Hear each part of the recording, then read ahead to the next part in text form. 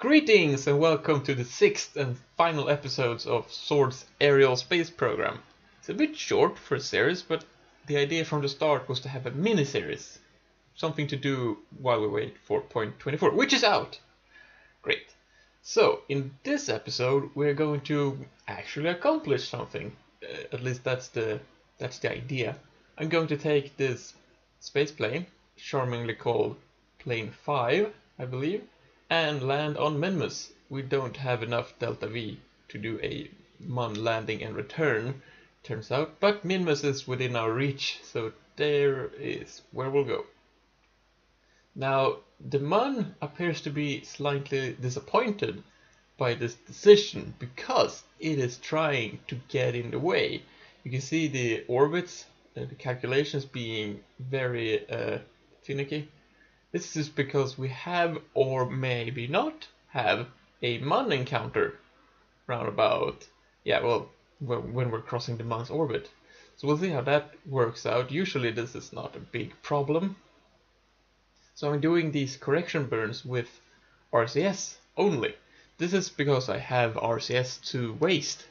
I brought the whole tank with 50 units and I used like 10 or 5 for the docking, and that's the only docking I did and I'm going to do, because we're not going to dock on the way down. At least I haven't planned that, and well, we don't need it for anything else. So, okay, there's the Mun encounter, and it completely ruined the Minmus encounter. So let's try again. Fortunately, I quick saved just before. I was sensing that maybe this was going to be bullshit. So last time we had this problem, the reason was that the time step was too big. So I'm doing this at lower time warp and higher playback speed, just so that we don't get bored silly. Not that we aren't anyway. So it was around here, right? So yeah, okay, that didn't work. Load. Maybe if I try bigger time steps. I mean, you never know. Here we go. Nope. Not at all. Okay. Maybe I can avoid the Mun completely and just carry on. It turns out I can, but that will take up too much fuel. I can, however, adjust my trajectory while I'm having the Mun encounters. I put a maneuver node in the Mun's sphere of influence. This will give me a relatively cheap maneuver, even though the game doesn't know which way it's located. And if I do this, I will get a Minmus encounter. And this is within the budget of this mission, the Delta V budget, that is. So we're just crossing into the Mun's sphere of influence, warping a little, and using our RCS system to complete the maneuver node. So we're tweaking the encounter here, getting the periapsis down, and yeah, there are no periapsis, that's low enough. So now we warp till we get to Minmus, and I believe they patched the sphere of influence transition calculations in 23.5, I believe. And I don't know if it's working, but I think it is working. It still does this weird thing where it switches about. That looks strange, but I think the actual trajectory works. Yeah, so maybe we want the periapsis to be a little higher than that, so that we can come in, make one orbit during which we look for a landing site. So we just point the aircraft along one axis and then use the thrusters to tweak it a little bit. There we go. That's fine. Now we want to get captured. This is the largest burn in this part. So roughly circular orbit and low. There's no reason to not go low. And we warp. And then we're gonna do this burn. I got to thinking, and it's a bit of a shame, really. It's a bit embarrassing that it takes 6 episodes to go anywhere. I mean, yeah, it was the goal from the start was to, well, pretty much go to one of the moons of Kerbin. It only has one Mun, but 2 moons. So, well, yeah, as I said, a bit of a shame that that I couldn't accomplish anything more spectacular. But in the end, with some potentially considered cheating, that is removing the difficulty, I at least got somewhere.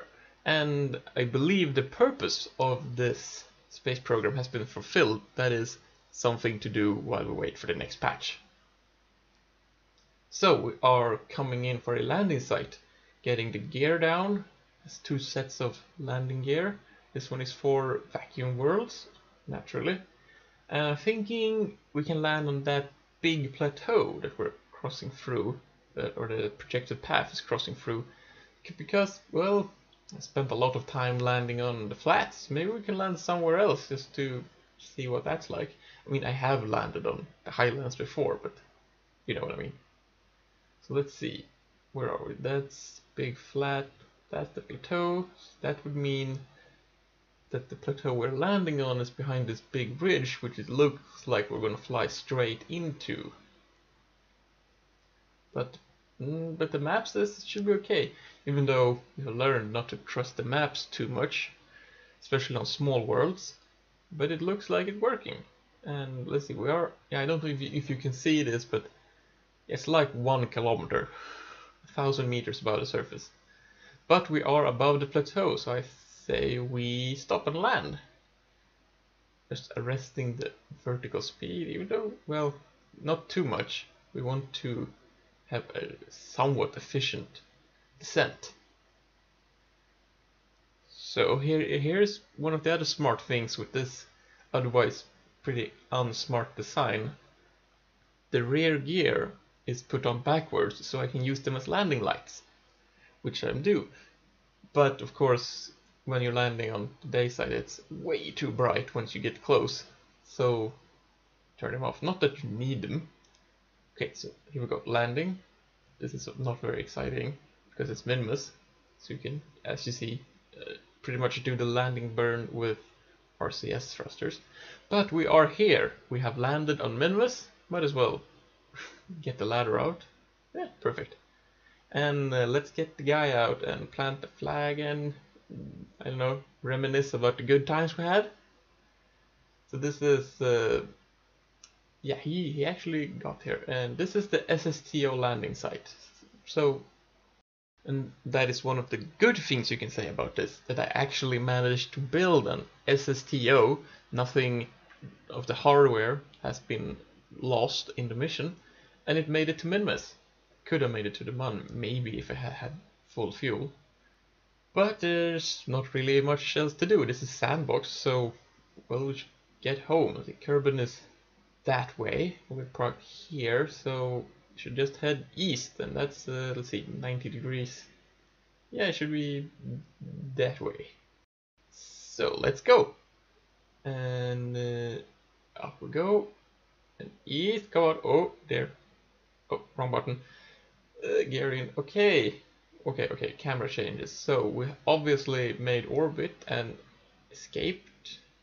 Let's see. Okay, this is actually pretty bad. We're not going in the direction we should be going.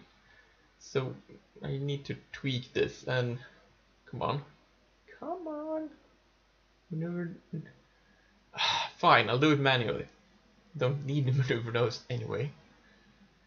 So let's see, let's just bring the periaxis down to something 37 kilometers, good. And now we don't have to dock on the way back, we just fall into the atmosphere of Kerbin and then we fly to a landing site.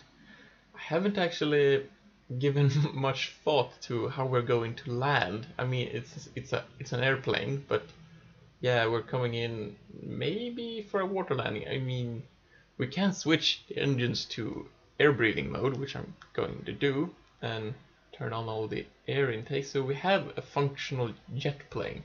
So we have quite a lot of cross-range capabilities, I judge. But that doesn't mean we're not going to explode when trying to land.